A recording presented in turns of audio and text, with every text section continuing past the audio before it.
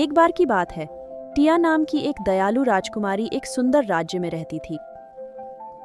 वह अपनी उदारता और दूसरों की मदद करने के प्यार के लिए जानी जाती थी।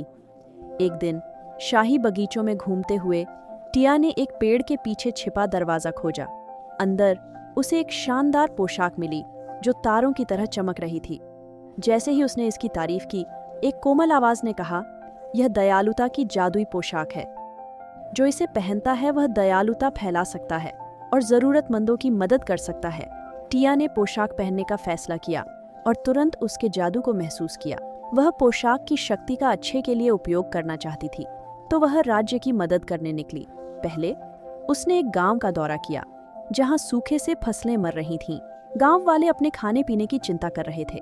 टिया ने जादुई पोशाक में घूमा और सबके आश्चर्य से हल्की बारिश होने लगी। फसलें फिर से हरी भरी हो गईं और गांव वाले खुश हो गए। उन्होंने फसल बचाने के लिए टिया को धन्यवाद दिया, पर उसने विनम्रता से कहा, दयालुता ही सब कुछ बढ़ाती है। जैसे जैसे राजकुमारी टिया के कामों की खबर फैली और लोग मदद के लिए उसके पास आए। एक दिन एक छोटी लड़की महल आई, रोते हुए बताया कि तूफान में उनका घर नष्ट हो गया था। टिया मुस्कुराई और एक बार फिर अपनी पोशाक में घूम गई। लड़की और उसके परिवार के लिए एक सुंदर नया घर प्रकट हुआ। वे खुशी से भर गए और टिया ने कहा, दया मुश्किल वक्त में भी हमें जोड़ती है। कई दिनों तक टिया ने अपने राज्य की मदद के लिए पोशाक का उपयोग किया। उसने बीमार जानवरों को ठीक किया, टूटी इमारतें बनाईं और सबकी जरूरतें पूरी कीं। लेकिन एक सुबह टिया ने देखा कि जादुई पोशाक की चमक गायब हो गई थी। चिंतित होकर वह राज्य के बुद्धिमान बुजुर्ग से पूछने गई कि क्या हुआ था।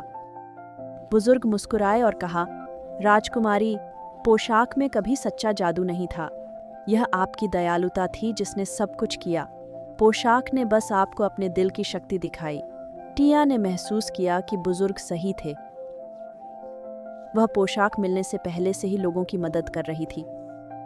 असली जादू उसकी अपनी उदारता और करुणा से आया था।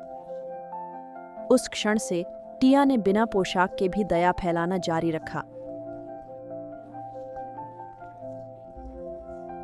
राज्य टिया के प्रेमपूर्ण हृदय के कारण फला फूला, न कि जादुई पोशाक से।